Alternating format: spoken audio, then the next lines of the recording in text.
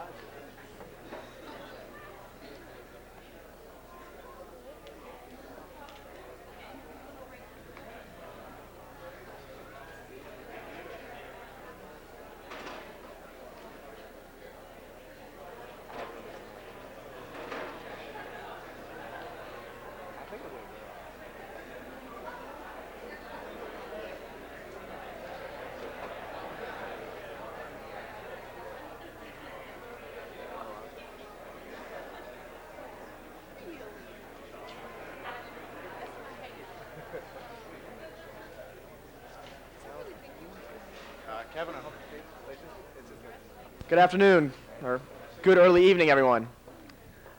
My name is Philip Goff, and I am the most unworthy founder of this wonderful event. This is the Brothers of Kumba.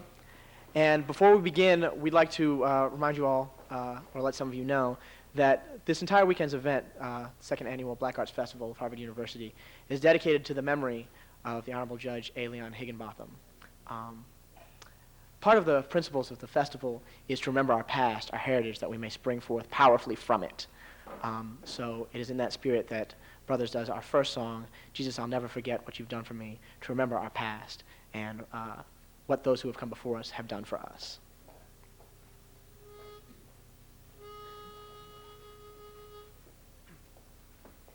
Well, I'm singing Jesus, I'll never forget what you've done for me. Jesus, I'll never forget how you set my soul free. Jesus, I'll never forget how you brought me out. I'll never forget. I'm singing Jesus, what you've done for me. Jesus, I'll never forget how you set my soul free. Jesus, I'll never forget how you brought me out. I'll never forget. And I remember how you, what you've done. Jesus, I'll never forget how you set my soul free. Jesus, I'll never forget how you brought me out. Listen here. You were my friend when I was friendless, that's what you done. You were my mother when I was motherless, that's what. You were my father when I was fatherless, that's what. Oh, I know how you. Oh, I'm singing Jesus, what you've done. Jesus, I'll never forget how you set my, Jesus, how you brought me out. Oh, and you know what? He was my friend when I was friendless. He took my feet up from the miry clay and placed them back on solid ground. And oh, I know that I can say that he,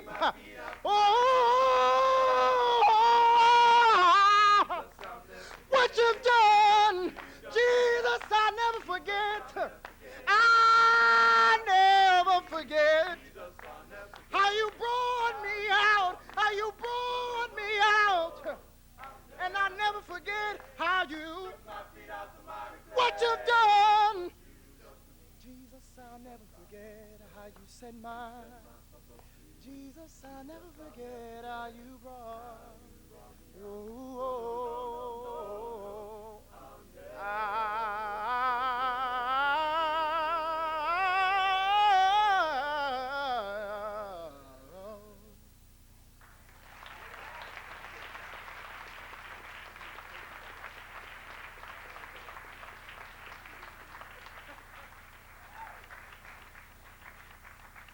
Actually, we're only going to do 2 songs.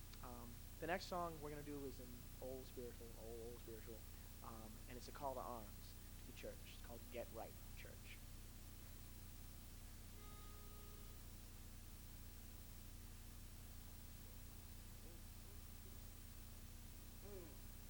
All right.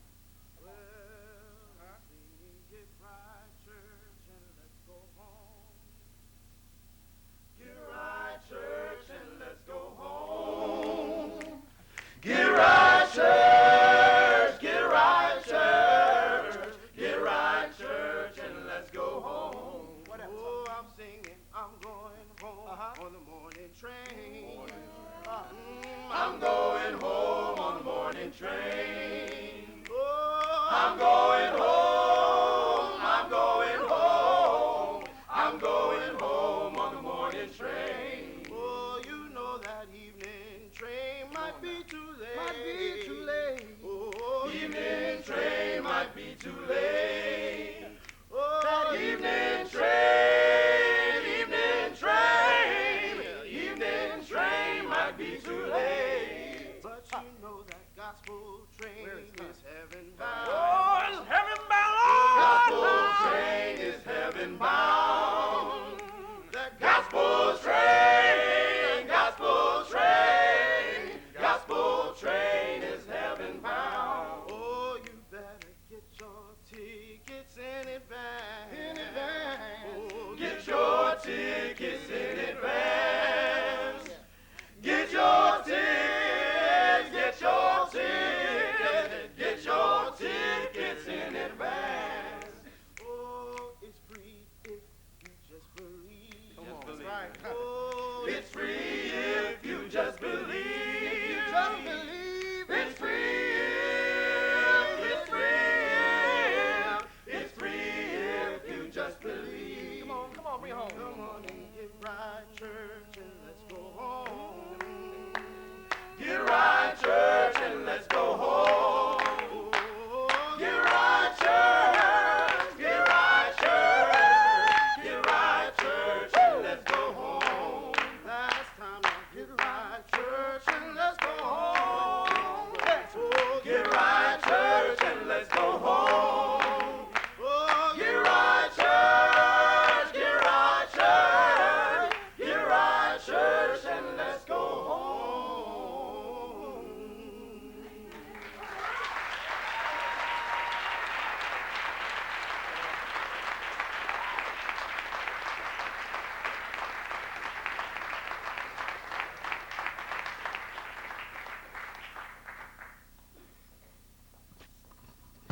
Welcome. My name is Sarah Lewis, and I'm co-founder of the Black Arts Festival.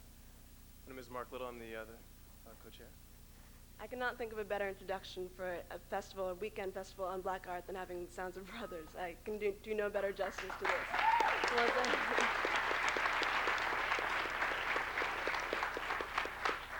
Their passionate voices are an expression of exactly what this festival is all about. But as Phil so eloquently said, it's also about a celebration of our past and about also the political impact that Professor Leon Higginbotham showed was so possible in the present. We've comprised a panel of diverse panelists here that you'll hear from in a minute. And without further ado, I'd like to introduce Mark. Yes, I'm not going to say too much now. I just want to say this is, Kumba is bringing this to you, and I hope that you enjoy the speakers. I'll say a little bit of something after you hear from these folks up here. So just welcome them. If you guys want to have a seat, there are about 5 in the front if you'd like to come. Go ahead. Thank you.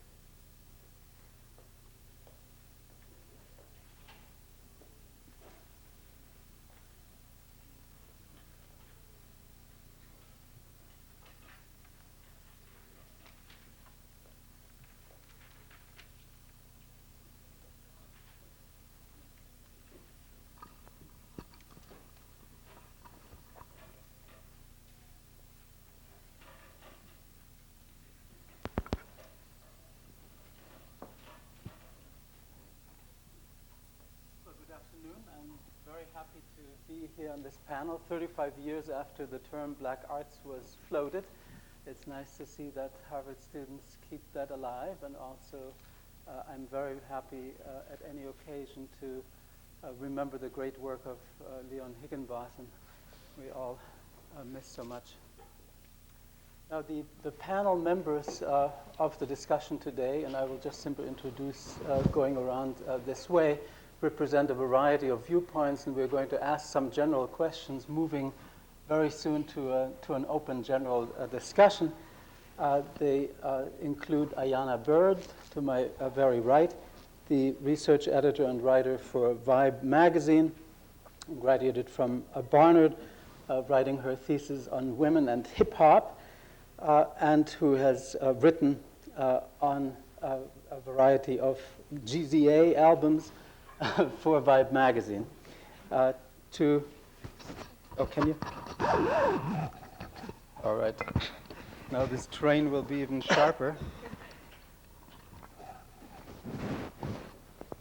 So you heard all the vibes before that I was describing? Good. Reverend James Forbes was installed as 5th senior minister of the Riverside Church and is the first African American to serve as senior minister of the largest multicultural congregation in the nation. He's earned 3 honorary degrees, has been 3 degrees and earned 12 honorary degrees, earned a Doctor of Minister degree from Colgate Rochester Divinity School in 1975, a divinity degree from Union Theological Seminary, visiting professor at the Divinity School here in the fall from in the year 1997-98. He was recognized by Newsweek as one of the 12 most effective preachers in the English-speaking world, pastor, educator, administrator, and community activist.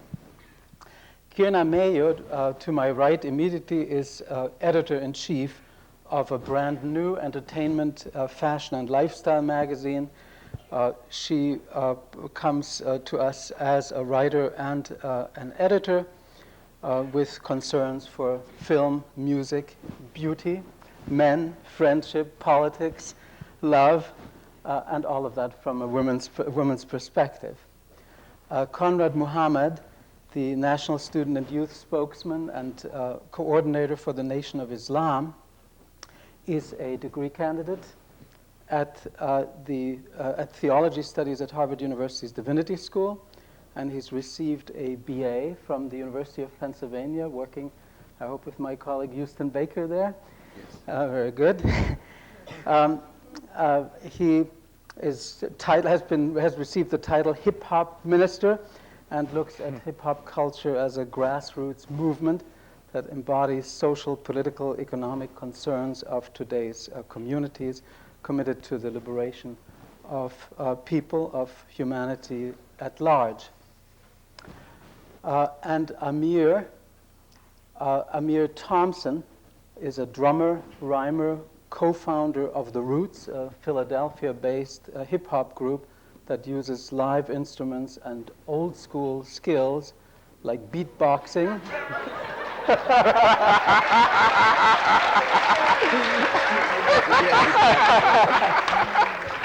So they've recorded with Cassandra Wilson, Steve Coleman, and have included Cornel West's speeches on some of their albums.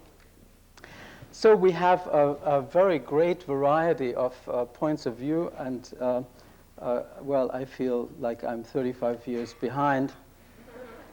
You got skills right, though.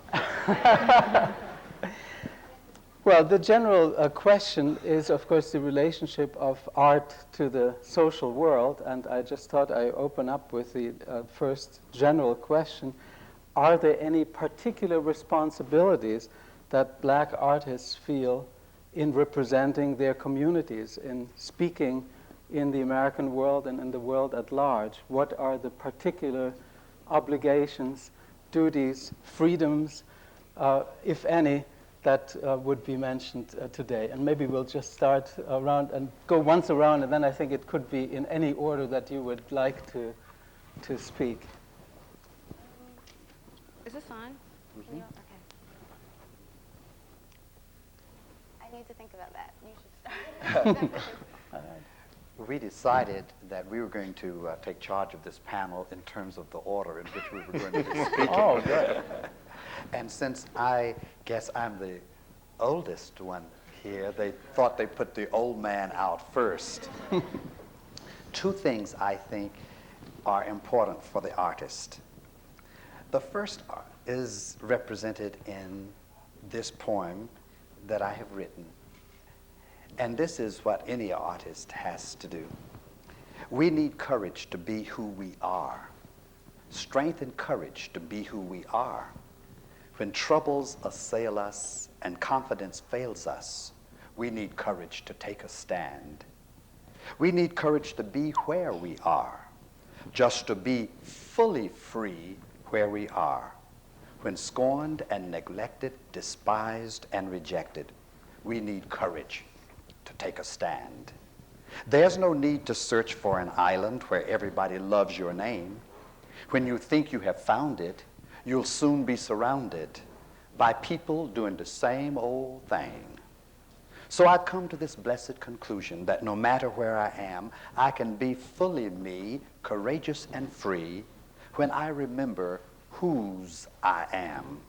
Let me tell you who I am. I'm a special child of the great I am, created in the image of God of love, made whole by a Savior from above, filled with the Spirit who comforts me and gives me the courage to be incredibly free. Any artist has got to know whose he or she is, and you got to know, you got to be courageous to be what you are, where you are, so it can take you to where you're going. That's the first thing. The second responsibility for artists is reflected in that story found in the book of Negro folklore by Anna Bontemps, which we all now know, the story about when all Africans could fly. And it seems to me that that story about a woman taken out into the fields to work before she was really able to go challenges every artist, because what happened is the woman kept asking, Father, is it time? Every time she was beaten down, and Father at first said, no, not yet, my daughter. Again, she fell down and asked, Father, is it time? And finally he said, yes, my daughter, it is time. And therefore, he said a word which allowed her to take off into the ridge of the horizon with her baby on her back. And the artist has that task, to be with the people, of the people, sensing times and seasons, and knowing when it's time, and having the power to release us in the midst of our struggles of life. And the word that the artist said was Coolibah, Coolibah. Any artist I know in our community has a responsibility in the uniqueness of the form that is given to that artist to say the word, or to paint the picture, or to sing the song that lets the people find their wings again.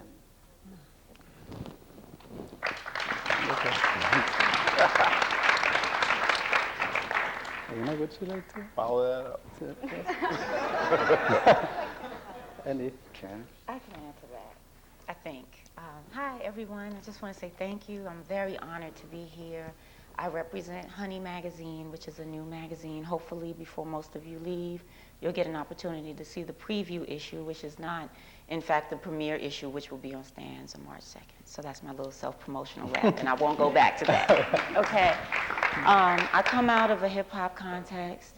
I need to say that before I go any further. I had a wonderful conversation on the plane on my way here with Brother Conrad Muhammad, and it got me to thinking about a few things. But prior to coming, I was watching I'll Make Me a World. It's a documentary that began about 2 or 3 days ago on Channel 13, and it's profiling the very long history of the black arts tradition in America. And there was a playwright, his name is Ron Milner, who said something that kind of jarred me. And he said the whole concept behind the black arts movement is African, in that, at least that was the thinking of the time when the black arts movement was coined, which was the late 60s, early 70s. And the whole thinking behind that was that you don't just carve, you carve a chair, meaning that art has purpose. So to piggyback on to what Reverend Forbes is saying, I think it is essential for black artists in particular to root themselves in a purposeful and meaningful station However, I think that as we move forward and we begin to examine new forms of Black creativity and Black expression, it's important not to impose self-censorship in the name of creating that which is true, quote-unquote, Black art.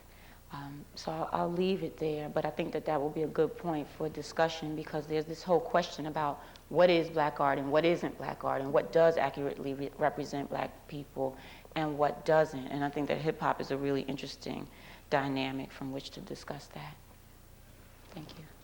Well, first let me say that it is true that the inmate or the criminal always turns to the scene of the crime. And I thought that I was out of here for a while, and now I find myself back. It is a good opportunity to be back, and I thank you for the invitation to come back. Just a brief correction in terms of my bio. In September of 1997, I had formerly held a position of National Youth and Student Representative of the Nation of Islam and the minister of the Harlem Mosque. But in September of '97, I resigned from the movement and have since started a hip-hop social and political organization based in Harlem called A Movement for Change. And it is an acronym that stands for Conscious Hip-Hop Activism Necessary for Global Empowerment, with the goals of politicizing and organizing the hip-hop community. So I just wanted to clarify that point. In response to the question, I think that when we look at the question of what is the responsibility, or is there any particular responsibility of artists, I think particularly Black artists, that may sound like a strange question to most artists.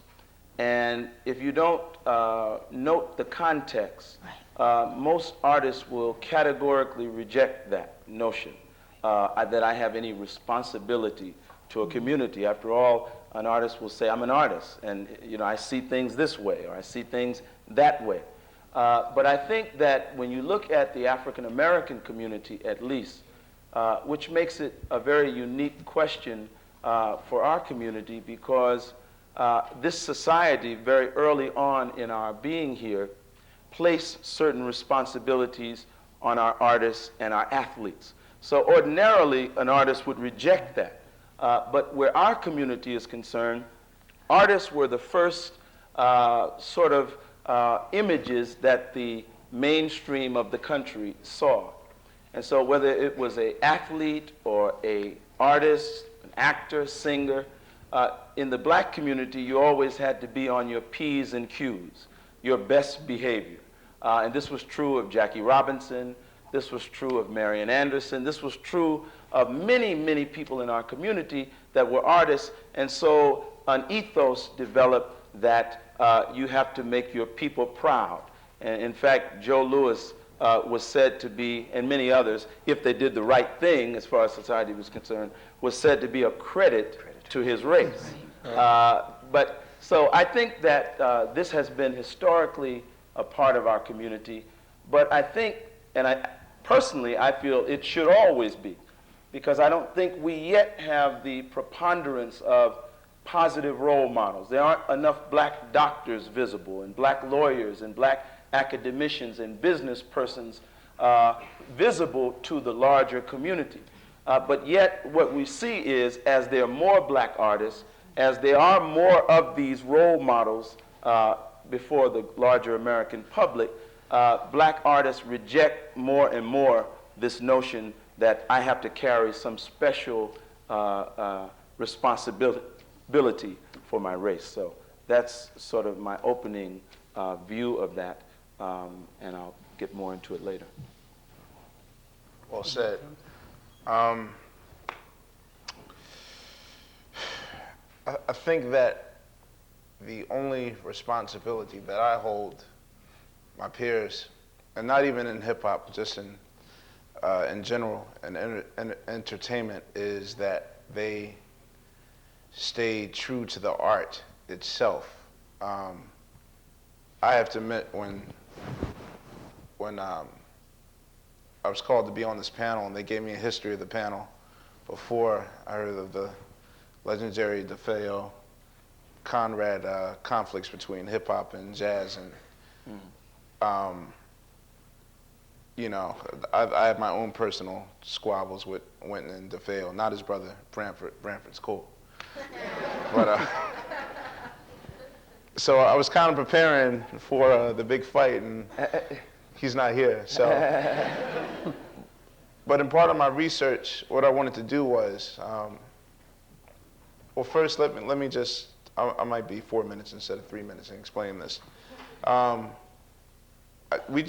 group just completed our 4th album, which, plug, Things Fall Apart, February 23rd. Aye. Anyway, I'm sorry, the plug. This took us 2 years to make because right now, I don't know how much the word art is even, I don't know how much weight that holds today, just as far as my generation is concerned.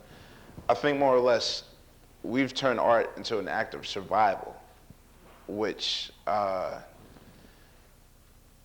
lot of my peers are more or less thinking about, will this album enable me to make another album so I can feed my family, so I can pay my bills, so I can hit my mortgage? And I mean, I'm not saying that the very few of us are so elite that, you know, we don't think about survival, but a lot of people, art versus just commerce has been such a weight on my shoulders, and I'm really I'm not surprised that we finally got through the dark tunnel, but we miraculously made it. At least I'm putting out product that I don't feel is compromised.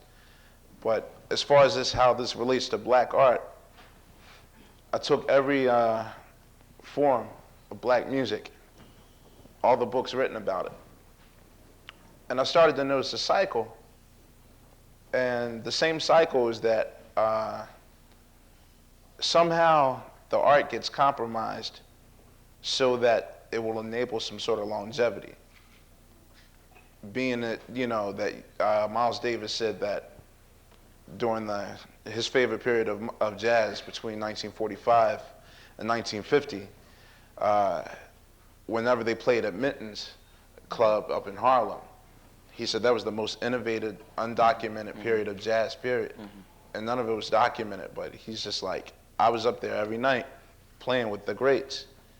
But when they went to 52nd Street so that they can survive and get, you know, in the history books or in the media, they had to compress it and gate it a little bit, you know. And he expressed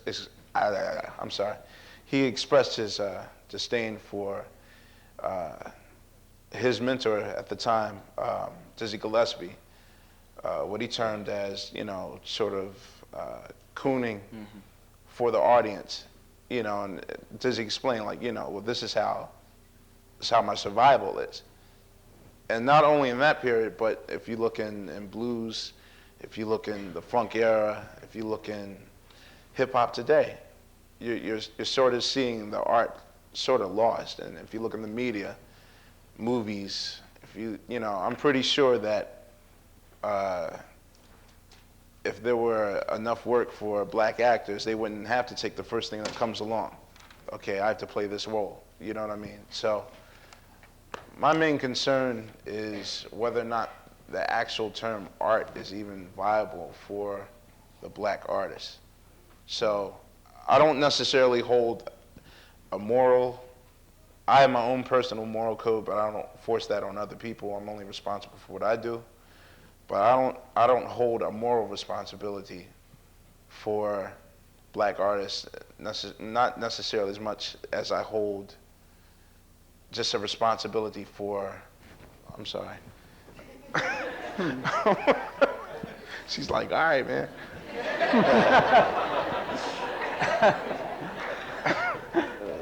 Okay. I hold more concern for care of the art than I do of the moral responsibility of it. That's it.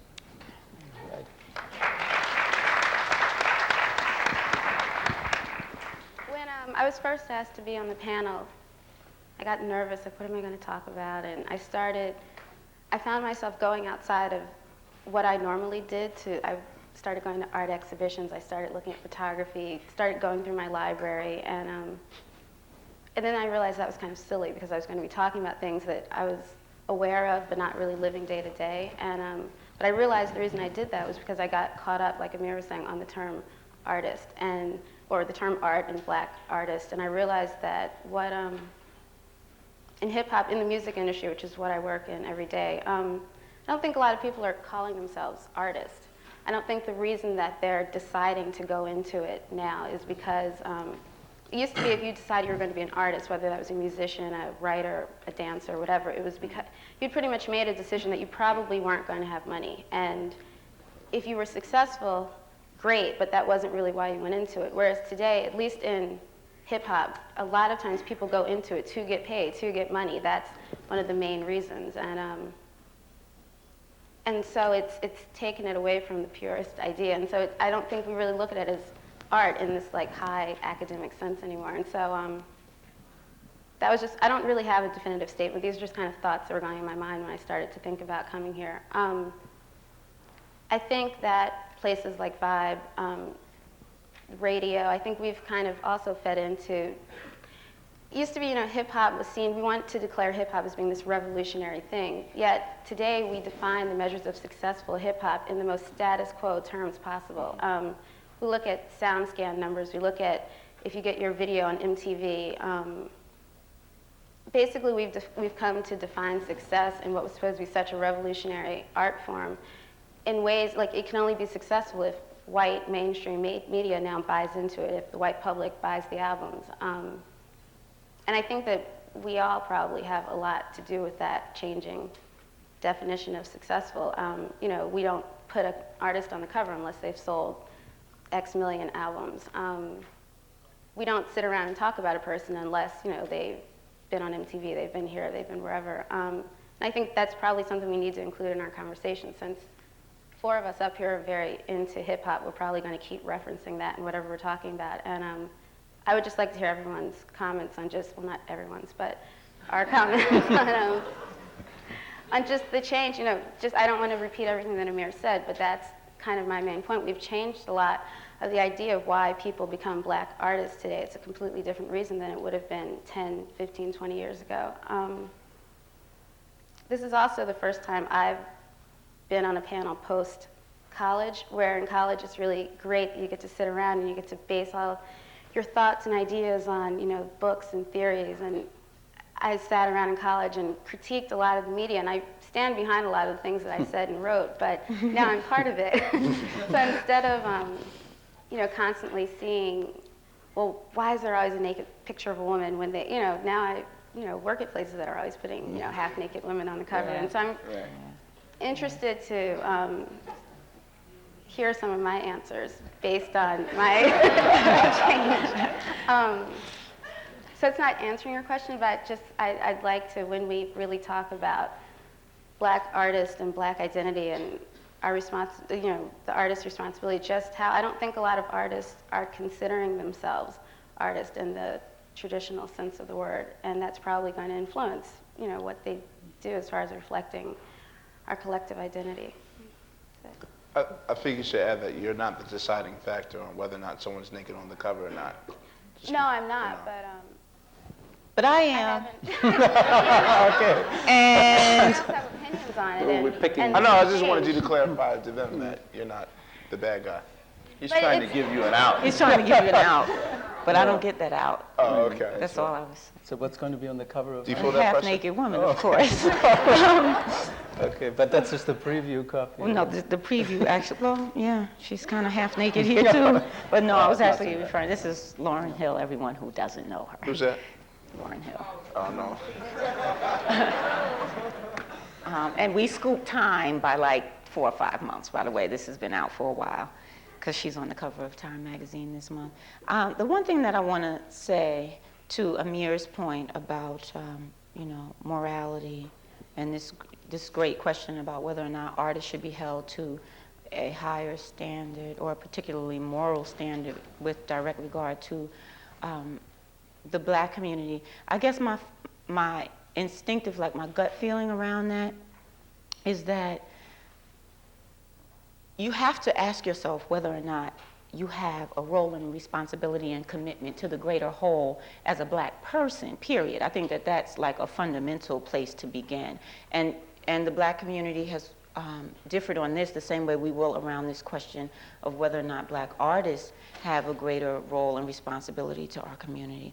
I think if we accept that fundamental premise that as a Black person living here in America, we indeed have a special role and responsibility to our community. As any Black person that eats every day, you know, and that's able to feed themselves and feed their children, and that's right thinking, should, in my opinion, accept some degree of responsibility for the greater collective. You are part of that greater collective.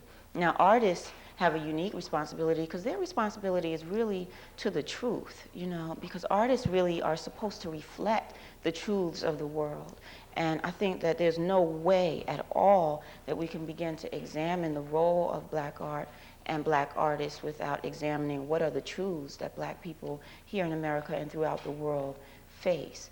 You know, from that point, I think that there's room for discussion and debate, but just something about the notion of the Black artist without responsibility makes me very uncomfortable, because the notion of the Black person without responsibility is something that gives me a little discomfort. Can I, Yes. or ask? I kind of think that we're sort of trading places now, just as Black people. Right now, as we stand in 1999, and I don't know if I should say a hip-hop perspective or just an overall perspective, but I'm starting to notice a difference here where, not even a difference, but whereas you have Black people whom are more materialistic. I think when we say, do we hold people to a moral responsibility, I think that if you look at somebody like a Foxy Brown or a Latrell Sprewell, I think that half the time when I read articles based on them, they hold what they think in their mind, their white counterpart. Like, well, Madonna did this for herself, of course I can do this. And, well, Bill Laimbeer did this for this many years, so of course I can do this. And, you know, it's a double standard that I think more than anything, I think they want the acknowledgement, you know, but there's that double standard that's always looming there in the background. Of course, Madonna is going to get away with far much more things than Foxy Brown ever will in the media, as will Laimbeer do that Latrell, you know, can't do. And like, I'm starting to see, right now we're so materialistic, at least in subject matter and just lifestyle in general. But then I look on the other side of the tracks, and what we're allegedly emulating, I'm seeing a more nihilistic lifestyle with, I know, like, whatever, the quote-unquote grunge movement, whatever, was in 91, and, so, you know, the whole nihilistic, I don't care, my clothes are grungy, da-da-da, yada, yada, yada, whatever. All right, I'm messing with it. I just want to see if she's going to do that.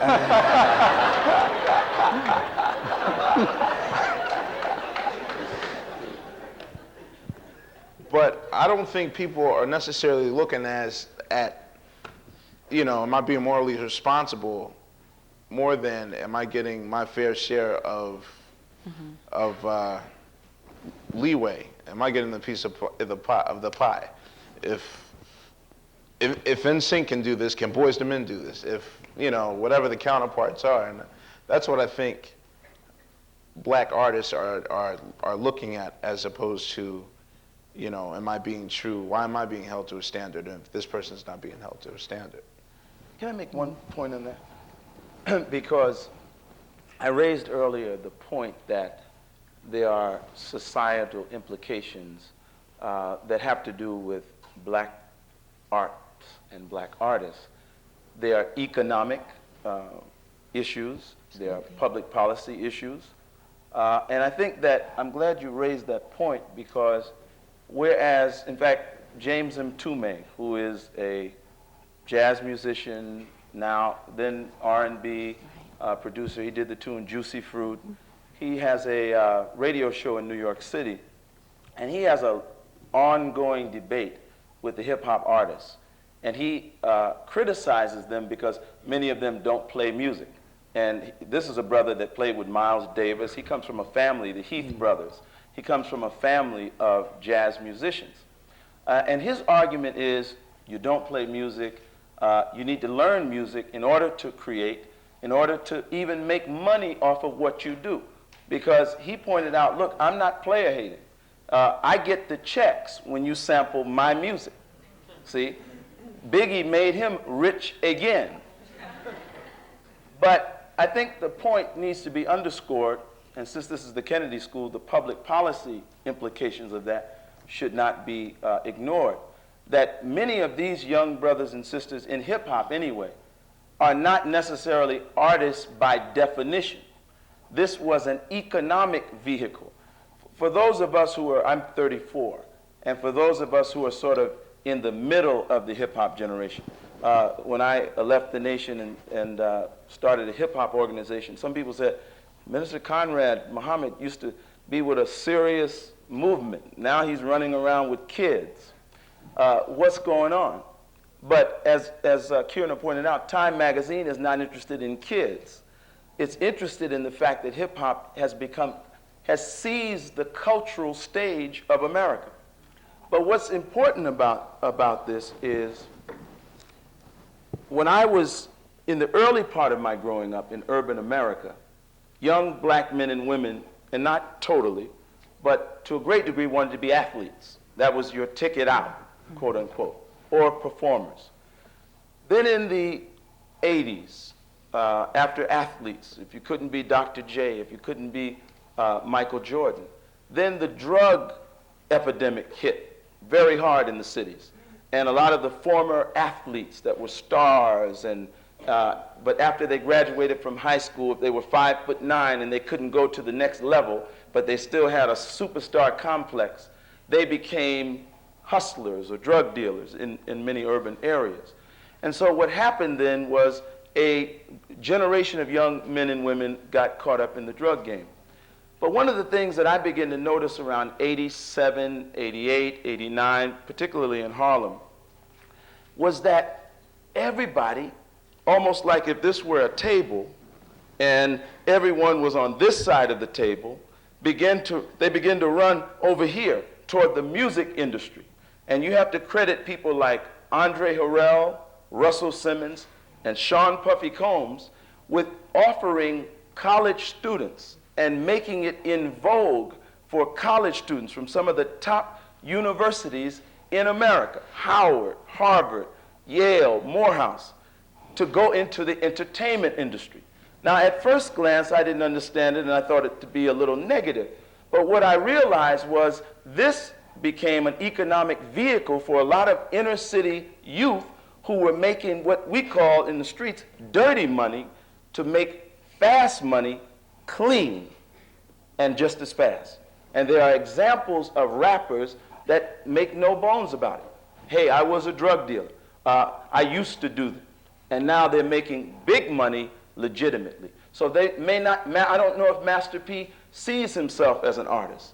I don't know if Puffy sees himself as an artist. In fact, I think I've heard him say he doesn't.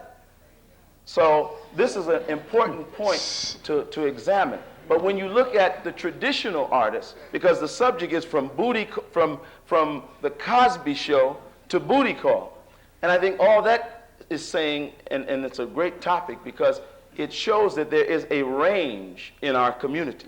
There is a range. We are not a monolithic community.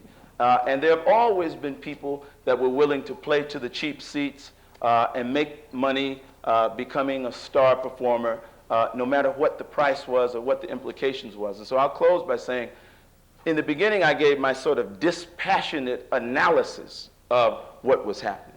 But in terms of my view, I think it's very clear that we have failed in many respects. And I embrace the hip-hop community, love it, have worked with some of the top rappers in this country. I was with Foxy Brown and Corrupt last night, her fiance. But that is my critique of the hip-hop community and many of the new black artists and entertainers. They feel that they can do what they do in a vacuum, and they're not responsible. The imagery that's being projected, they're not so concerned about. And that's something we got to talk about.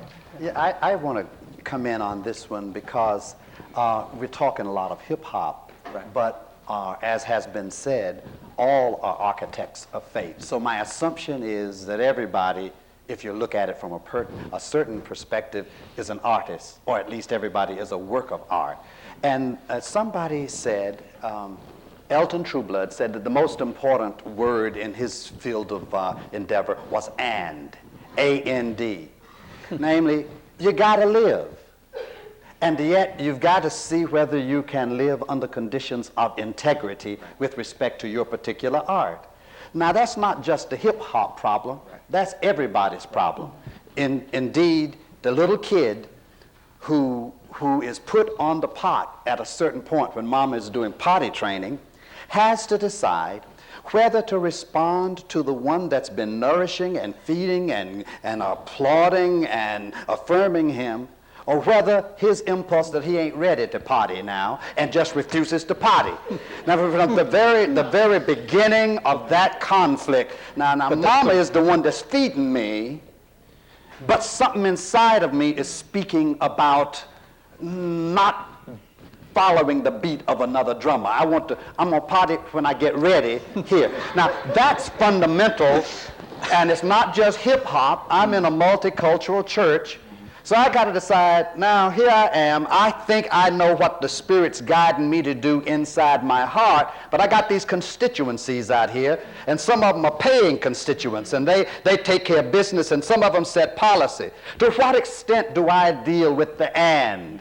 My need to survive and fulfill my leadership, my need to be sensitive of the context that either pays me my salary or not, and everybody's got that. And if anybody finally capitulates and says, I'm going to do what keeps the money rolling on, keeps it rolling in, that person has lost, it seems to me, the opportunity to be the artist. And I want to say it this way, even black artists, hip-hop, preachers, athletes, who want to have some sense to do their thing in the way that looks like reflects the richness of the African heritage, etc., if they get caught up in the commercial world as the bottom line for every decision they make about how they're going to do stuff, then that person needs to remember that maybe if you had a loving community that understood your values and shared them, that you could probably make a decent living and also have from them the gift of the affirmation of the uniqueness of your being as a particular part of a culture. And so what I want to say is, no, I don't want to put any heavier responsibility on anybody than I'm willing to take on myself. All of us got to deal with that. If I make my bucks and pay no attention to my community, the day just might come when my freedom to affirm my uniqueness will not be available because I will have been captured by an economic necessity that don't care nothing. I use that deliberately. Don't care nothing about my soul and what I'm longing to do. And I think we just ought to caution all of us. Everybody better look at that and. You got to make a living, and you got to be a person who is authentic. I think that's where I want to promote this.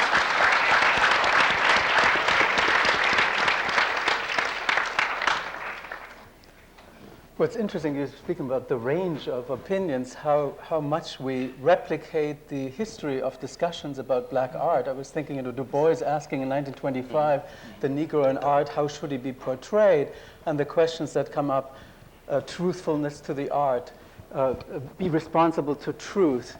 But what about the image on the outside? What about the heroic inspiration that comes from the folk culture? What about the commercialism? How about the fear of self-censorship? So I think all of these issues are here again too. And if we ask the question, can art function in a particular way when credit to the race is sort of an issue that hangs over it? Or the kind of, I was thinking of Leroy Jones's Blues People when you were speaking about the absorption and neutralization of certain aesthetic forms. So maybe we ask the question around and say, what about thinking of debit to the race? And question of representation of stereotypes, that's certainly in the contemporary scene a very serious discussion, the appearance of words, of images that have a negative valence in the culture at large, and how do we justify dealing with those images, or dealing with the covers that only sell, or dealing with images that are clearly by the participants of the artist's world perceived to be not truthful to our inner selves, but compromises or gestures into directions of a market. So I just would like to throw that open to anyone. Dr. Ralph Abernathy gave Dr. Martin Luther King these wise words, and I say wise in quotes, because Dr. King didn't take that his Abernathy's advice. He told him, it's better to be a preacher than a prophet. Now, if Dr. King had have taken that advice, he probably would be here today. But of course, he did not, because he was compelled not to. And I think that there is a certain amount of self-respect and a certain degree of integrity that has to be taken, as Professor Forbes said, to any endeavor. One of the arguments that I have often had with rappers is they say, well, I'm making mine, I'm getting mine. Hey, I'm getting paid, and it's legal. I was a drug dealer, minister. I'm not doing it anymore. But now, and I've dealt with all of them, Suge Knight, Dr. Dre, Snoop, Schoolie D, going back to Philly. I was around when gangster rap started. It didn't start in California. It started in Philadelphia with the Hilltop Hustlers and that whole thing. Yeah. But what they say is, well, hey, I'm not doing this.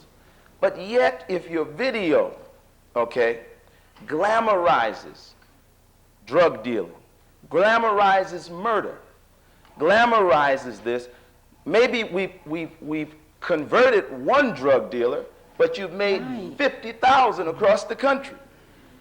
There was a documentary a few years ago that was about the Bloods and the Crips, not in Los Angeles, but in Little Rock.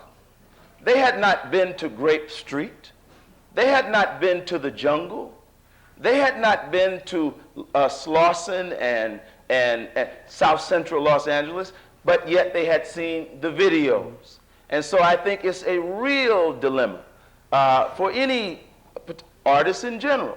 But the reason why I think hip-hop is being talked about today so much is because 4 of us are from the hip-hop generation. But again, it has seized the cultural stage. It is the contemporary sort of what the counterculture movement was in the 60s. And it's not just black. Keep in mind, 70% of all rap records, sales, it's not black kids in the inner city. It's white kids. You may not believe me, but read Time magazine. Right. I want to say something about something that we were talking about, Conrad, on the plane, which is that it's my belief that, unfortunately, hip-hop represents a generation of young people that are growing and breathing and manifesting art and creating all types of new expressions devoid of a movement. And hip-hop has, in turn, become the movement. So now we talked about, which comes first, the chicken or the egg. But I think that hip-hop, this generation in particular, is very unique in that it seems as though what we're trying to create is happening in something of a vacuum, which is to say that young people don't always have the point of reference enough to say, what about the and? That's not even a frame of mind for so many young people, and it's unfortunate. And I guess what I'm putting out there it's the responsibility of the generation before this generation to inform us and to model also for us what it is that as Black artists and Black professionals and Black students, what we are to grow into. But also, that is to say that if hip hop itself is looked at to become the movement, then I think what's going to happen is that we're going to have some problems in defining like a direction, and of course interchange, a movement for change. Right. I didn't do a plug, but the reality is we did talk about that. And I like to make comparisons to different points in history. But as Kierna said, and if you get Nelson George's new book, Hip Hop America, which I would recommend to all of you, because Nelson is one of those hip hop heads that's older than me. He's near 40 or more. But as I told Kierna, okay, as I told Kierna, I mean, in my organization now in Harlem, we have youth that argue, well, who's real hip hop? I'm 25, I'm 23, you 25. So this kind of debate goes on, which is ridiculous because you need somebody in their 40s, you need a Nelson George, you need a Kool Herc, you need an Afro Bambaataa to be able to chronicle it all because they were there in the beginning. And so an 18-year-old cannot, he does not have any, or she doesn't have any special claim to hip hop. That's just the new phase or the new wave. But the social implications are also very important because, as Nelson George said, hip hop has come up in a vacuum of social consciousness movements. As the hip hop generation grew, there was no strong SCLC. There was no Black Panthers. The NAACP, and I was talking to Jamal Bryant, their youth director, this morning, and they have basically become, to use his phrase, the Black Red Cross. The social justice aspect is missing. And I know we just started a chapter here at Harvard. But one of the things about this, and it's so interesting, okay, is that because none of this existed, and because none of the places where you would expect expression and voice to come from the inner cities came this sort of heavy political voice, and with a small p, and social analysis. And so, you know, the blame really, and if there can be any blame, has to be laid at the door of the generation that literally walked away from youth. The reason why you hear so much anger in Black art today, the reason why you hear so much rebellion is because the people that are artists or the people that are on wax have had parents who were crackheads, who have grown up in deplorable conditions. Music programs have been cut. Sports teams have been cut. So you cannot look at Black art today in a vacuum. You have to look at the social implications, and rather than get angry at it, I think what we need to do is accept the reality of it, dispassionately accept the reality of it, and see how can we, in this context, organize this generation and give them something better to do. In other words, I told the publisher at Vibe magazine, if you have 99 pages of B's and H's, and the students know what I mean, pimps and players and hustlers, then you should have one page of what's happening in the political realm of hip-hop. And as I told Kierna, hip-hop is a sociological term that should embrace and annex all of what 20 and 30-something young people are doing because they're hip-hop lawyers. Jesse Jackson Jr. is a hip-hop congressman. Harold Ford Jr. is a hip-hop congressman. It's just a moniker, it would seem to me, that describes our generation. It didn't start that way, but it has become broad enough that that's what we're trying to make it. I want to raise a question with Emir. In regards to the rappers and the hip-hoppers, as a movement, Right. is it possible to talk African talk that says, I am because we are. That's clearly Afrocentric, at least from our roots, to name a name. Now, the root. Okay. Now, and so what I would like to say is, suppose we say, hey, the norm is going to be, and maybe you set the norm, that if you're going to be in this business and you want to really be true to the heritage, you got to give back some. So now I'm a church man, so I'm always talking to people about paying tithes in church. A lot of these people are not in church necessarily. Okay. But can they be called upon to pay tithes to the community? To say all this money that's coming down, that it is not really authentic to the African American heritage, or at least our African heritage, unless one says to the manager, and I know people don't always decide what they're going to do with their money. Whoever's handling their money, say, look, hey, I'm an African brother, and got the tithe to the community. So find the best community activity, because I ain't authentic no matter how effective my art is if I am not turning some back to the community. So what's the prospect that that spirit can be set forth? I think we should just take the brief answer, and then I think it's the time to open up for questions from the floor. There are microphones all over the place, so we can have an interaction with the audience as well. Go ahead. Right now, there's a 20-year cycle just in life in general, and just how, I'll take the 60s, how it was more about us and less I, and then the 70s, of course. I mean, it also reflects on, the generation will definitely reflect on how the political environment is. Hip-hop had that sort of attitude in the late 80s. We were more Afrocentric, we were more conscious, a lot of conscious brothers that I know of. And sisters. I'm sorry, forgive me. That's all right. Sorry. Became so because of Public Enemy or Brand Nubian. Or just, you know, if Chuck speaking on Joanne Chesimard, now you have every book written on Assata Shakur. You know what I mean? So, and just like the 70s, even though it's the opposite, it wasn't with Richard Nixon coming into office, which sort of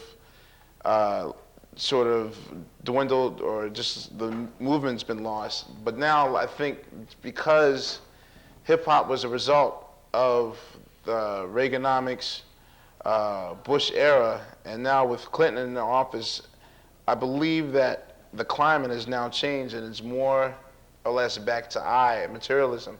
But I do predict that 2000, I'm being idealistic when I say I don't know what will happen to Clinton, but I think we all know what's going to happen to him. We don't want it to happen, but I can't see him getting off unscathed. I believe that as times get more politically rough, that's when we get together.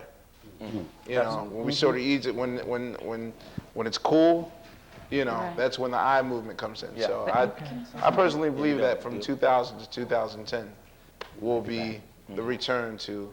Right. Are you saying hip hop is going to return to that, or another? The culture. Or. See, when I'm speaking hip hop, I'm not speaking of b-boying and graffiti and MCing and DJing. Right.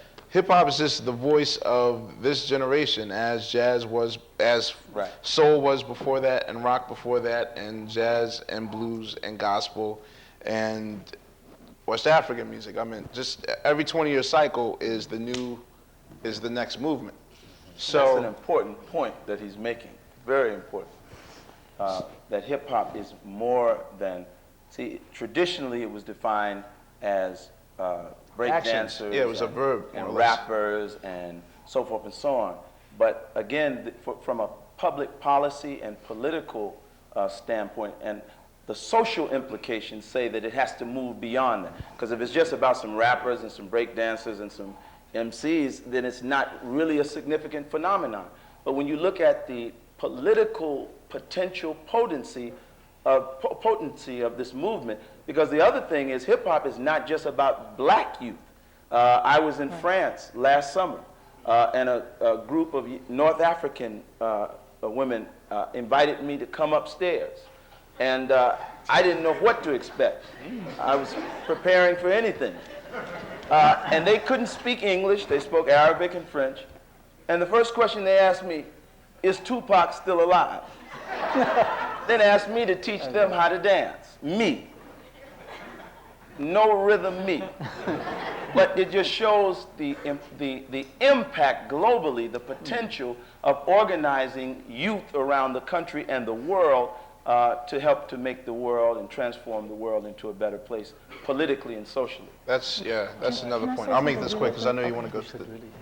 Were you making a point? Yeah, I wanted to talk to something that Reverend Forbes was saying. Okay, no, go. I'll let you go. I don't see any hands. Just quickly, I really think that, oh, right, and no one's by the microphone. I think that it presupposes that there is this greater tide paying going on in the black community to expect even that young people, particularly those people that partake in the making of this thing we're calling hip-hop culture, to embrace that sentiment. I think that what's happening is that we're seeing a reflection of just broader thinking among, you know, the black community, which transcends age, class, certainly gender, and it's unfortunate. But I think that to look at it, I think that what has happened with hip-hop and in hip-hop culture, and part of why I always find myself a little bit defensive on panels even, and not here in this forum, but I'm always like defending this hip-hop thing, even though I have so many personal issues, so many conflicts that arise around this issue. It's just that, do we pose these same questions to our community at large, or do we just have a problem with the imagery of hip-hop, you know, brothers in baggy jeans? So we really have to be introspective when we begin to ask those questions about tide paying, because I don't see it happening in a lot of tide paying, not just monetarily, but tide paying on every level possible. Where is this really happening in a concentrated effort so that the youngest of us, the hip-hop generation, has something to take from, to see happening? We have not modeled it in Not general. properly enough, and it's certainly not in today's days. Maybe we'll get started with questions. Start with the left and maybe alternate from left to right. Yes. I would like to first distinguish something. I think mostly what you all are talking about is the hip-hop industry. I don't think the industry at all reflects black culture, urban black culture, where we're from, number one. Number two, I am a hip-hop artist. I'm a graffiti artist. So I think, first of all, the thing is that hip-hop, it's an art. It's rigorous. Being an artist is rigorous. It's not shaking your behind. You know, those of us who are out here who are really representing, we really are working with young people. We buy, you know, y'all albums, we buy your magazines. We do it rigorously for the discipline of being artists. And the thing I want to talk about, to bring it to the black art thing, one of the biggest problems I see with young black artists in this generation is calling themselves hip-hop artists, as part of this hip-hop culture thing, is that it's a big disconnect to other forms of black art. That we, you know, it's the makeup of our people and the history here. And so young people of color, like the 30-somethings and under, don't have a clue about, a lot of us, you know, primarily the majority of us, don't have a clue around other black artists. And then when we see them, we don't know how to take it in. We don't know how to be disciplined and how to look at it and how to learn from it. So how much of that is going to affect not just hip-hop artists, but all young artists? Like, how do we make the connection? Because the magazines aren't doing it now. The industry isn't doing it now. So how, amongst our own people, do we make the connection with all art forms that are black art, that are African art, that are Latino art, to the people? Because hip-hop is a folk art, and it's about the art of the youth. You know, so how do we open our minds and expand ourselves? Let me just, can I clarify that when we speak of hip-hop, we're not talking about the industry. I'm not talking about the industry.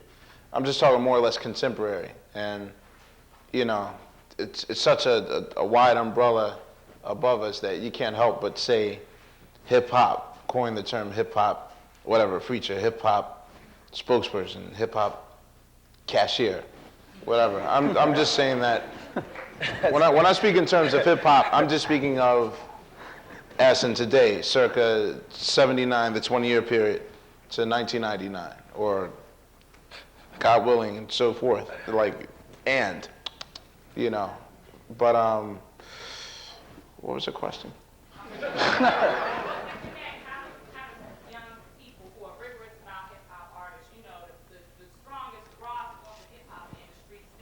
Right. reflecting the music. So with, you know, the young brothers and sisters on the corner having a factory, you know. So how do you connect that? What we're missing is the connection to our other art. Like The grassroots art, that's what you're saying. or, you know, the bad artists, you know, the rigorous people before us, like the biggest exhibit. When I took you to go see that, when I saw it, I was blown. You know, I was like, wow, it made me want to be a stronger artist. That's what makes you want to be a stronger artist, not the money. There's a lot of us out here who broke through rigorous every single day. Same here. That's how the art is going to grow. But Right. you know, one of the interesting things about that is hip hop. If you listen to a lot of hip hop artists, and again, thank you for the correction, because that's what I've been trying to say all night. It's bigger than art. It's bigger than New York. This is a national and international phenomenon that deals with every aspect of youth culture, hip hop cashiers. But Let's go to the hip-hop microphone over there in that spirit. okay, but This is this question getting... that's just a very important point. As she said, I like him. hip hop, the music is full of sampling.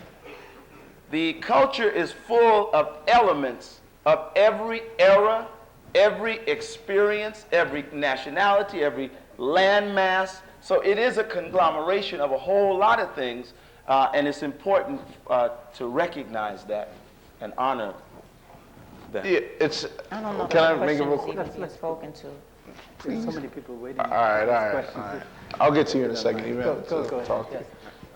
Hi, I'm really grateful for the panel and particularly grateful for the conversation that's happening. I guess I wanted to acknowledge another who I believe is an important hip-hop innovator, particularly as we're thinking about the communication of values and this notion of tithing, and that's Kirk Franklin. And the reason that I bring him up is because, you know, in part what we've talked about is the part of the phenomena that is very complex as it relates to the telling of a negative story that perhaps not only society doesn't want to hear, but I think that there are certain things that our kids are saying that we don't want to hear within our community. On the other hand, I mean, just last week, Kirk Franklin was here for his Bringing Families Together tour. And I mean, for Kurt to be kind of bridging the gap between gospel and hip hop, communicating values, yet being profitable, giving back to his community, being a social entrepreneur, exercising cultural leadership, I'm struck that that there are other parts of the phenomena that we're not talking about. We were talking about him in the car coming up here. That's true. It's true. Deion Sanders is another one that's doing I just similar. would be interested for the panel to kind of treat that. You know, we know that there are some hip hop artists who are expressing themselves and they're telling a particular story. But what about some of the other artists who are telling stories that are positive and communicating values? And See, those artists never get exposed. Yes. They're there, and I guess I can hit two birds with one stone. You sort of, to answer her question, you have to take it upon yourself to research these things.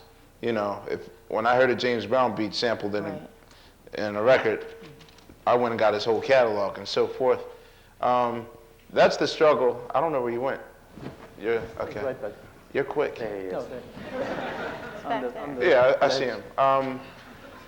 That's sort of the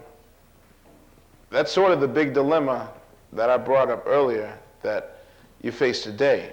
You know, not just art versus commerce, but in that art, how do you want to perceive yourself? Do you curse on wax? Do you have kids? Do you have a moral backbone? You know, and why aren't artists exposed that are quote unquote positive? You know, why does it take this artist a long time to get in rotation, whereas this artist is in your face 12 times a day? That's the question I'm looking. I want the answer to that myself. Yeah, I want to answer from Kurt Franklin thing. You know, my wife is a musician, and I attend the gospel music workshop, and that's musicians from all over. When Kurt comes in, he has a little attitude, because what he's trying to say is, y'all church people don't like the way we rocking and moving, huh? He said, but you see, the reason these people are out there in the street and not coming to your church is because you don't want to hear what they got to say. And I want to hear what they got to say, and I want to help them to say it, hit it, you know, that kind of thing. So what happens is Kirk Franklin is beginning to help bridge the gap so that traditional religious organizations are being made aware that the word of the Lord may come to them through the vitality and the honesty and the criticality of the youth generation, and that we also have something we can offer the youth as they are attempting to build a new world. So, plus, the thing that's fascinating to me is that I am discovering all sorts of worlds where people are communicating that the rest of the world doesn't know anything about. There are whole lots of different kinds of world. Of course, if you're on the screen, and of course, if you're being played every day, that is clearly a broader word. But there are local manifestations of the bridging function between the hip-hop artists, musicians, whether they are jazz or gospel, that I think is going to make a difference in the days ahead. And I want to say something really quickly to that point. I just, and I've talked about hip hop on a lot of panels. I really think that it's very important to move away from those poles, you know, the whole negative, positive thing. Very few hip hop groups or solo artists fall clearly into one or the other. I mean, and you can even take Kirk Franklin, for example. While we can herald him as a positive artist, there are plenty of folk that would critique just the nature of his art, whether or not it's good per se. He's been, and that's not to take anything away from Kirk Franklin. That's just to be honest about the discussion about what it means to be a hip hop artist, about what it means to be positive, what it means to be negative. You know, what is it that we can extract that is both, that is positive out of all of these artists? Like, Too Short would make the argument that he's a positive artist, that he's a self-made man, that he sold tapes out the back of his truck for 5 years, and that's how he first went platinum, blah, blah. But I think it's dangerous, though, for us to act as though there are no standards. I mean... No, there are, but unfortunately, I think that some of the standards that have been imposed are the same standards that people in this generation are trying to move away from.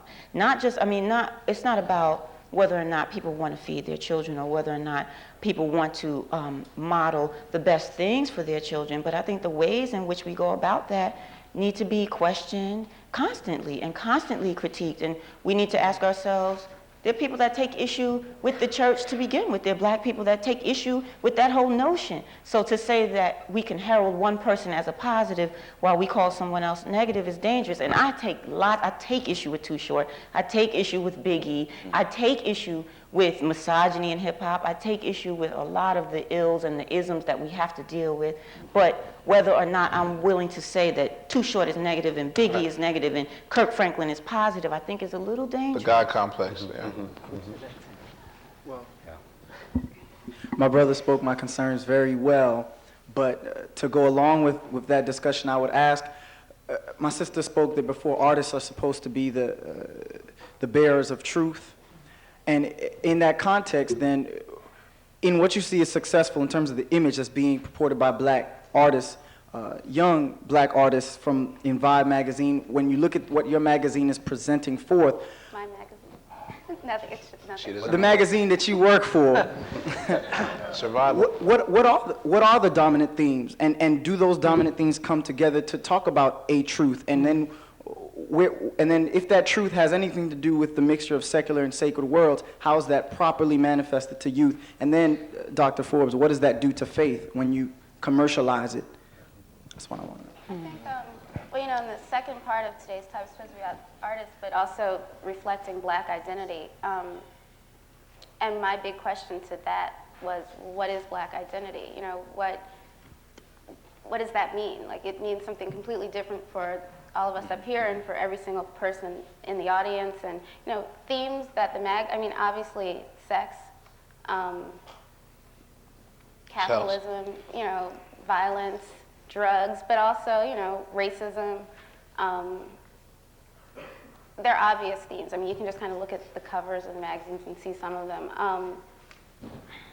But that's not all that's in the music. I think one thing that, as Amir was saying, you know, We have to talk about videos. I think videos have changed a lot of what, you know, we all talk about the music, the artist, but most of us are hearing a lot of the music by watching the videos. And that had a lot to do, I probably would still have no idea who Luke was if it wasn't for videos. But in, what was it, 88, 89, all of a sudden, it was, the box came out and it was everywhere, and that changed a lot about what was just out there, and it made hip-hop so much more accessible to people who probably would have still just been like, who, what, rappers, I don't know what you're talking about, and I don't care. And I'm losing what my point was, but... You're doing all right. Can I add on to something before you make your point? As far as what you were saying, the images, I swear it's the last time I'm going to speak. You sang very well today, by the way. All of you sang well. Yeah, you guys were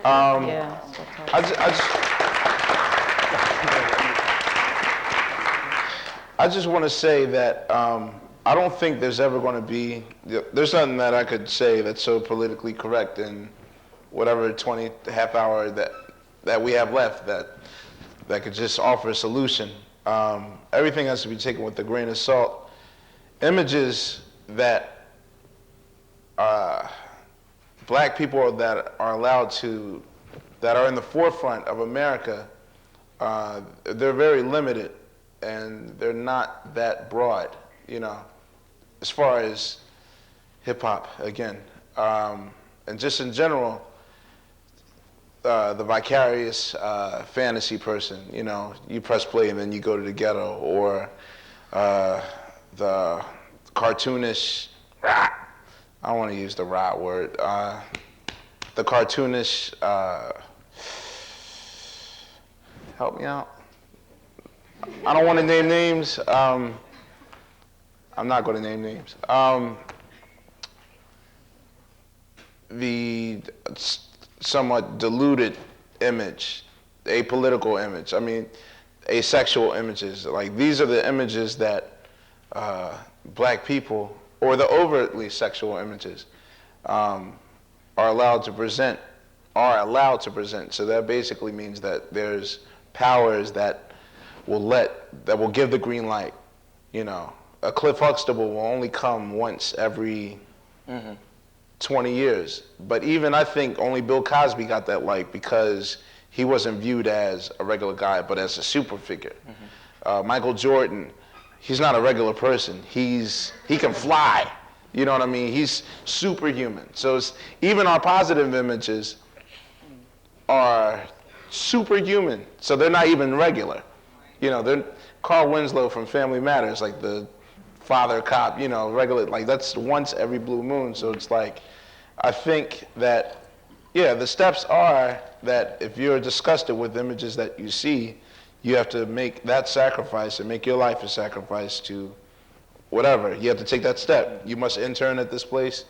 She interned at Vibe, and then she'll move up eventually. Maybe she'll become editor-in-chief of her own magazine one day. Or I guess Kierna was at The Source shortly after The Source left Harvard. 2 years after The Source came to New York. Karen and Jean Hampton were like the female voices for The Source magazine.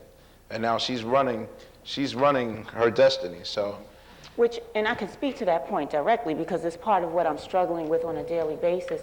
And there is this, very clear objective around the consumer end, and that is to say that Honey Magazine has to sell issues at the end of the day. So where do I fit in? A, as a black person, B, as a black artist, and C, as someone who has a consciousness, a frame of mind that informs me that I can't just sell anything because it sells. But, you know, it's constantly a struggle. It's like you're walking this line and you're trying to figure out, you're trying to do the best thing possible under the worst conditions. You know what I mean? To tell me that I have to sell anything to you ultimately puts me in a position that is going to somewhat compromise what it is that I have to put out there because it's informed by something outside of me. But again, you know, moving away from that negative and positive thing, there's some people, and there are people who took issue with this 32-page preview of the images that are in there. There are women in there who are scantily clad, No, I'm saying this. I'm saying this to raise a point. By Reverend Forbes now. No, but I'm saying this. I'm saying this to make a point. Take for example, this photograph, and this kind of cost us some ads. Yeah, I know I people know have what's in questions. there. This is, we just broke the magazine down into a few sections that we thought represented Honey, and this girl's a model, and she has on like some fashion stuff, right? I personally think that there is something to be said about women who are confident in their body imagery, women who not just quote unquote sell sex, but have this certain sense of sensuality and sexuality. This is a new day for women, in particular black women, taking control of their physical imagery. And so while there are a lot of people who will say, you're selling sex, that's a problem, there's some people who can make the argument that, it's been a long time coming that black women are able to claim their own beauty, claim their own bodies, claim their own style, and present it to the masses. So we have to kind of be careful about that. And then to the question of faith, once again, because it's such a subjective matter, and because we're such not a monolith, it's difficult to, when you're talking about mass vehicles, I'm not just talking about conversations between 5 people, but mass vehicles that are packaged to do one thing. Like the funders of this magazine entrust me to sell this magazine. I don't care what I think about anything. You know what I mean? You guys, black people, my community, my family, my friends are trusting me to bring to this what I know. You know what I'm saying? So it's just a very difficult kind of thing to kind of arbitrate through mass means. Let's take another question, please. Well, first of all, I want to thank the panelists again. There's a lot of debates which are going on here that are extremely helpful to me personally. Reverend Forbes represents to me my grandparents. Brother Amir represents my younger brother. And it's, I'm coming to this perspective as a teacher. As a teacher who has to wrestle with, all these kids listen to this stuff. They don't necessarily know what they hear. They're influenced by it, whether they like it or not. And when I come into my classroom every day, I have to make sense of all this. So every day what I'm looking for is how do I find a way to sort of use hip hop, because I have to be able to access my kids, and how do I use hip hop to motivate my kids? How old are your kids? It's K through 8. It's a K through 8 school. 15 minutes away from here. In fact, this man teaches at a school called the Banneker School, and their principal is here, Mr. Fred Burkett, a great educator, graduate from Harvard, and he's my children's principal, so I want to give him a plug. But I want to say to that, because a lot of people who are not parents don't know both sides of that. I'm in a unique position because I was blessed to be a minister in the Nation of Islam in the 80s and 90s in New York, right around the corner from Dapper Dan's, where Mike Tyson got into a 2 a.m. fight with Mitch Blood Green, where rappers used to come and get Gucci suits and Fendi suits made. So that it was like a crossroads, and everybody in hip-hop came through there in this period. And one of the things that I really began to understand, and it changed me, one day my 7-year-old son, who's here tonight, Amir, when he was 4 years old. Good name. That's right. We lived in Mount Vernon, New York. My children went to school in Harlem, okay? But they were in a Muslim school, and the Nation of Islam school is like a Catholic school, but probably even stricter. But yet one day I was riding with my son, and he said, "Daddy, I'm representing Harlem and Mount Vernon." I said, "What?" This is my son. So what it showed me was that you cannot, and he was in as protective a bubble as you can imagine. I mean, but yet, of course, you cannot protect children from this phenomenon. So I think it's very helpful not to argue the merits of it or not at first. You have to dispassionately accept the fact that this is the cultural phenomenon of today. And once you begin to do that, and when you study it, you see there's all kind of brilliance in it. I mean, the roots are brilliant. I mean, some of the things that Tupac, Biggie, Too short. Master P. From the best to the worst, there's great brilliance and there's great irony. As you can see, great wit. I mean, and it can be used as a teaching tool and as a vehicle, but first embrace it. Because you can win, you can teach better when you win the confidence of them, when you help them to understand that, hey, I understand that this is where you are, but let me show you this. I just wanted to say one thing and get to my question. I want to thank Reverend, Mr. Muhammad very much for putting a plug for my school. I was not here to do that. For me, there's a pragmatic out to this, and I was a student of Cornell West here as well, so I'm always looking for the pragmatic out. And to me, it's a low city. It's on the Gulf of Mexico, and it has a lot of these battles being fought on a regional level. That's New Orleans. Mm-hmm. That gave us the Second Line. Mm-hmm. That gave us Gumbo. Mm-hmm. And that also gave us things like the Rebirth Brass Band, which to me is a hip-hop jazz group that not a lot of you probably know about in here, and which I definitely encourage you to listen to them, because I think they're in a lot of ways a hip-hop jazz group. I second that. And any thoughts on how New Orleans might be a pragmatic out for all of us? I'd love to hear from the panel. Thank you very much. One word.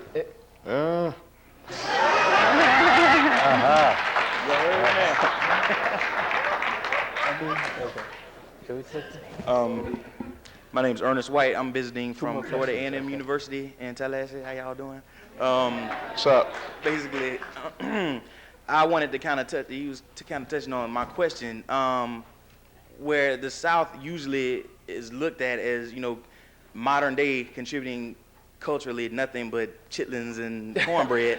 I mean, you know, with people like Erykah Badu, Outkast, and other artists who, a lot of times, I don't know, I don't get to, the Northerners I do know at my campus seem to think that they're, you know, that it's a cultural wasteland in the South. And I mean, I was wondering, where do you all see the South as contributing to the entire hip hop movement? When I was on tour with the Goody Mob, who said that? CeeLo, CeeLo, 1/4 of the Goody Mob, was explaining to me that when they first came out, I never knew that there was this need for people outside of the elitist Northeast section of America to sort of come up to our standards. Like, I never knew that, partially because I live up in the Northeast in the tri-state area. So I guess I was part of that standard that people were looking up to. But for this album, I said, you're kind of lashing out on the imagery of what we thought that most people down south were about, like a little slow, not, you know, these aren't my personal opinions, but I'm just saying that the stereotype of, you know, people down south are slow. Actually, on the cover of Rap Pages, the RZA surprised me by actually coming out and saying that, you know, well, them people are slow and da-da-da. They 6th grade dropouts, and just really going there. And I was shocked that he's voicing his opinion on as to why people more or less feeling No Limit and Cash Money click than Wu at this very moment. And CeeLo told me that he just got tired of running that battle to sort of catch up with what our standards were. Mm-hmm. And he just decided to be the most countrified, the most abonically correct down south brother he could be. And he felt more comfortable that way of showing people his slice of life. Mm-hmm.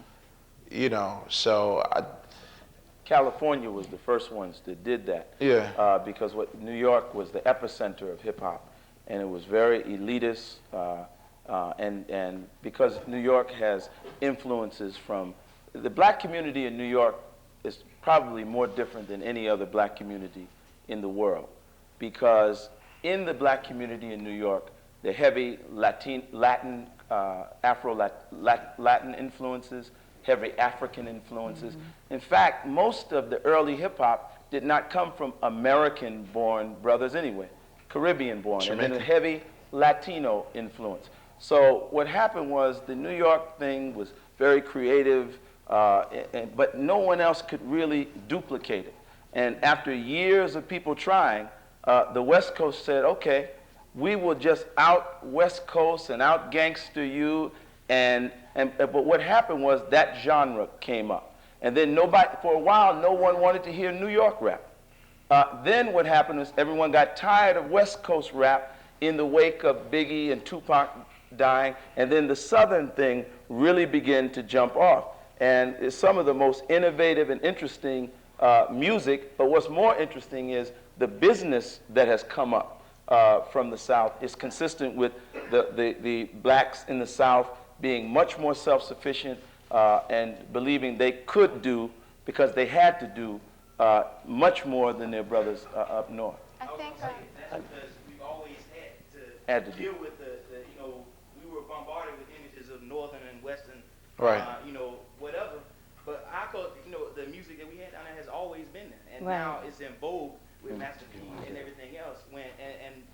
People just seem to forget that back you were always there. The Southern culture, the blues and jazz and all that kind of stuff, that was the only influence that we had. So working at a magazine, Southern hip hop has helped. It used to be we'd sit in edit meetings and everything we'd throw out as ideas would just be New York-based East Coast hip hop, generally New York. And then we'd be like, oh, well, we should get something else. And we'd throw the latest thing Death Row had done, or like one thing. And it was always the big deal. Like, this is our West Coast thing. Whereas if you look at Southern hip hop, it's completely contributed to now we can do a next piece and vibe on Cool Breeze, and it's not a big deal. And we can cover Master P, and we can have Puffy, and we can have the Roots, and all these people. And hip-hop's not as regionalized as it used to be. Jay-Z can work with Jermaine Dupri, and it's not a big deal. No one's thinking about it. People can have beats on their album that completely sound like something from New Orleans, but it's a total New York artist. And the South is completely to thank for that. I'm facing a real dilemma. The organizers tell me we only have time for 2 more questions, and I see 2 lines, and no woman has had a chance to ask a question, so I wanted to ask the men in the front of the microphone whether they would cede for the women to ask the questions. Sorry, bro. I don't really know if I have a question or if it's just a comment. A couple of weeks ago, I had the opportunity to hear Bell Hooks speak, and I purchased her latest book. And while I was perusing through it, she was talking about what I think one of the major issues that came out from the panel, this collective versus individual responsibility. And as a teacher who's in the graduate school here at Harvard in education, I'm planning on going back into the classroom and dealing with some of those issues that were so pervasive that I had to leave because I couldn't answer them. And I didn't feel as if I could do those students justice without at least trying. But Bell Hooks talked about this idea of personal choice and how in some sense we really don't have a personal choice because of who we are and the history that has preceded us.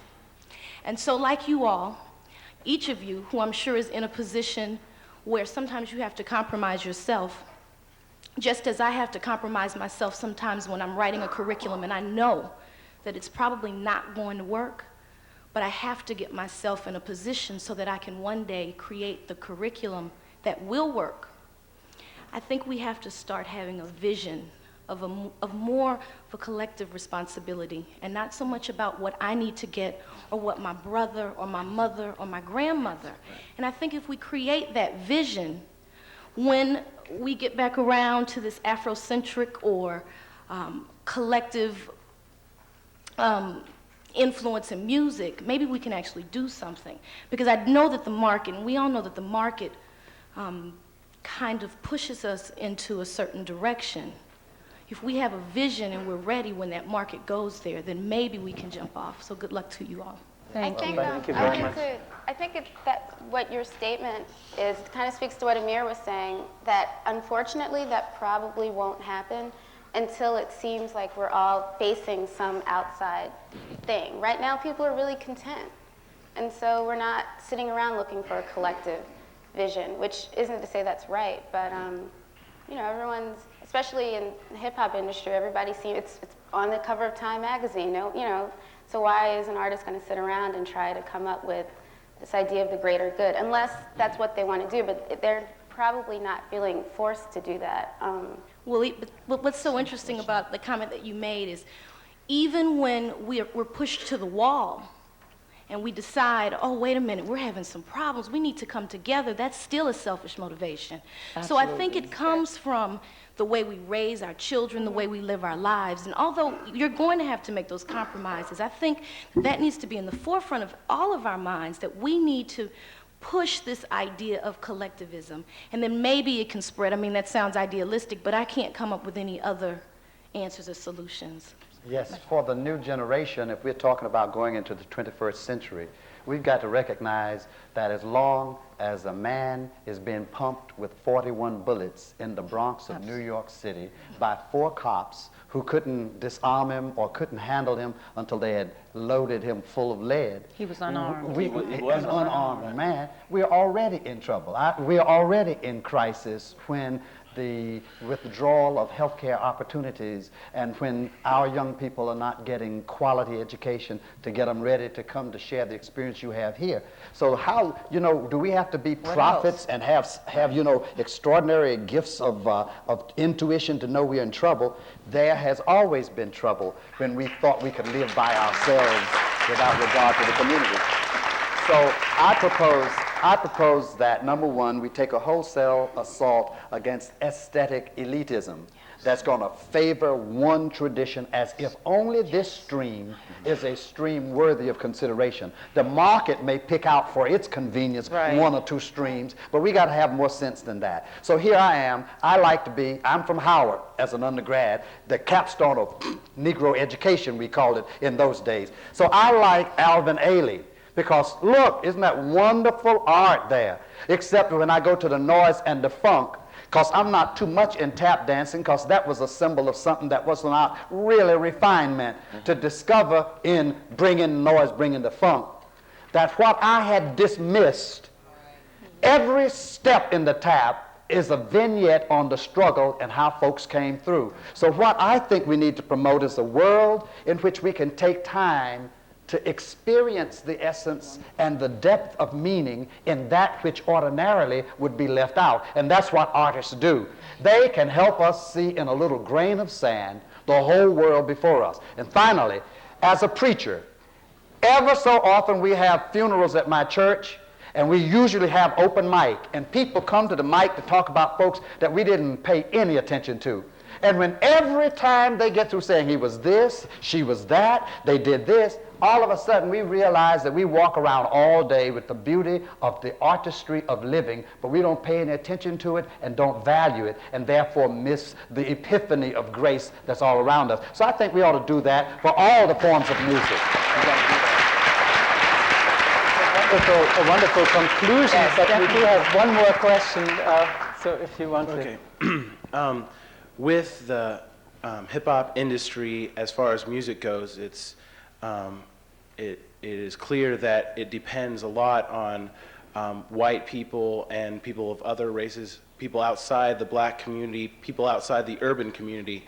It's clear that they depend on those type of people to buy their records. And because 70% of all hip-hop records are bought by white people, is that what the fact is? Right. Well, let's not say white people. Let's just say that the people who are more economically able to purchase. All right, the middle class or the upper middle class. 99 Wu-Tang CD. Okay, and but with artists like Puff Daddy out there working together with Sting, for example, there's a merging of hip hop and there's a merging of rock, and does this at all destroy or hurt the integrity of hip-hop being true to the black community, or is it as a culture, like a youth culture for all people, you know, whether you're white, black, whatever? See, I don't, and this is my opinion, and my opinions are my opinion of my own. I believe that there are certain collaborations, as in hip-hop, going to other genres. There are certain collaborations out there that are, and I'm not trying to get into the God complex thing that Kieran was speaking about.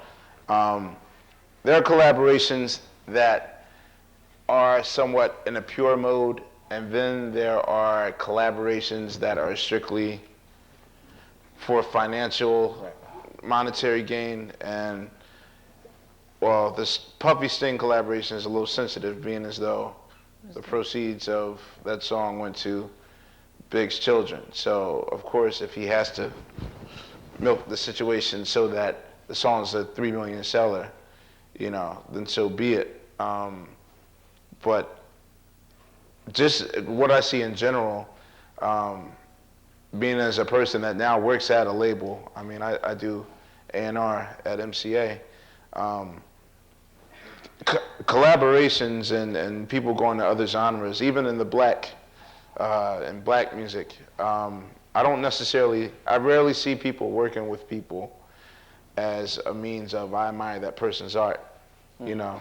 I know Janet Jackson really admired Q-Tip's art and thus got him on that song. Not saying that Tip is not the most viable person to use, but I meant if she were 99% of the industry, Smart Money would have been, let's use Nori. He got the hot joint out right now. Or let's use Silk the Shocker. Or, you know, Foxy, a friend of mine told me that she held her album back for 4 weeks just to get Juvenile on her record. You know, and it's like, I don't know if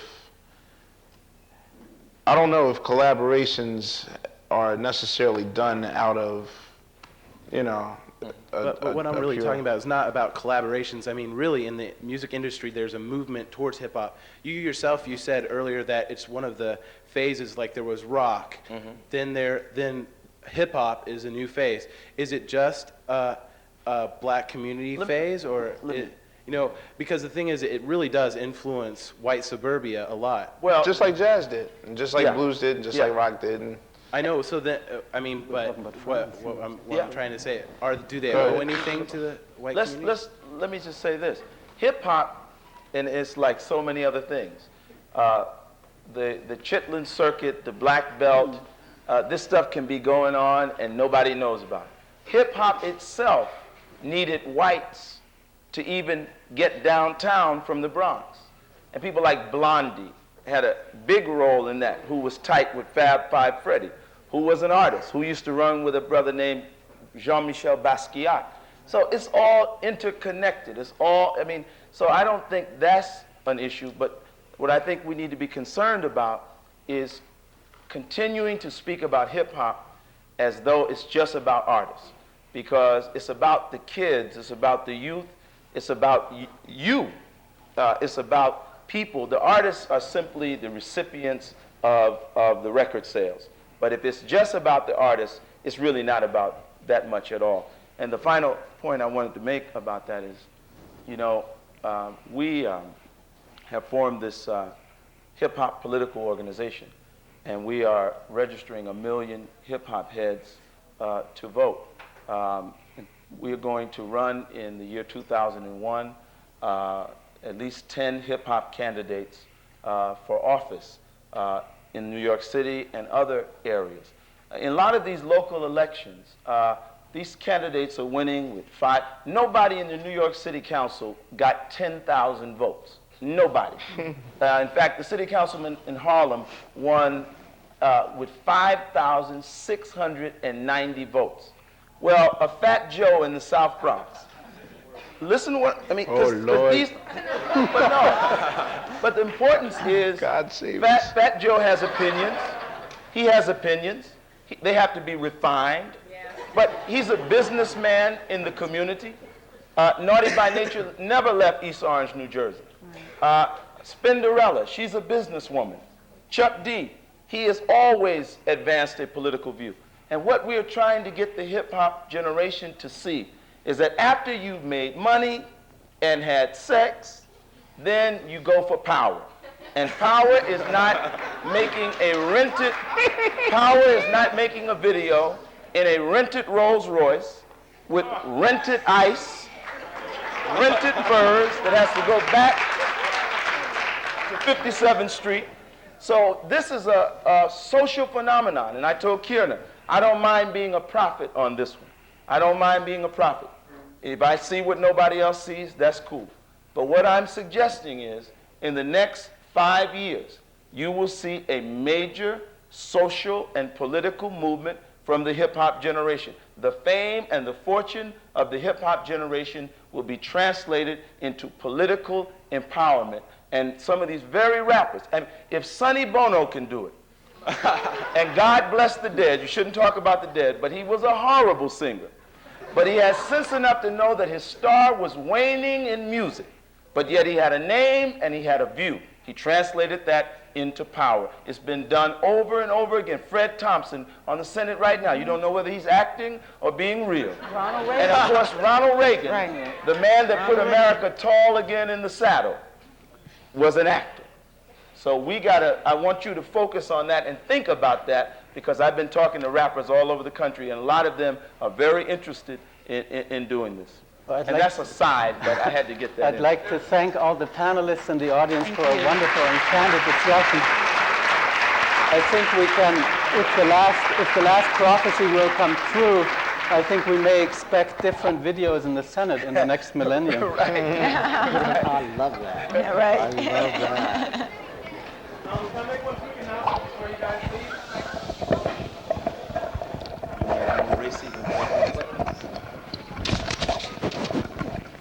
I would just like to thank the IOP for hosting and for co-sponsoring this event with the Kumba Singers. I would like to acknowledge the President of Senator Alan Simpson. Thank you.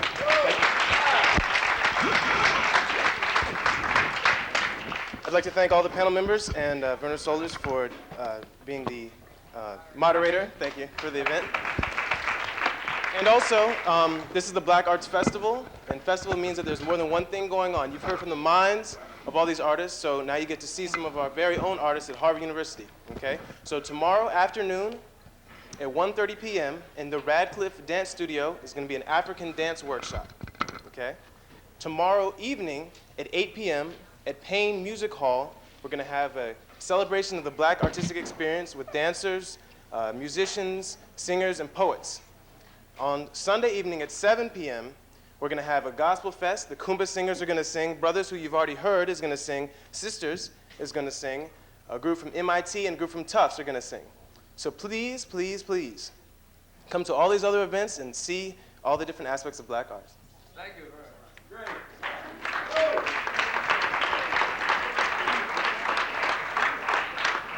Also, directly following, upstairs in the penthouse is going to be a reception where you might be able to meet some of the panelists.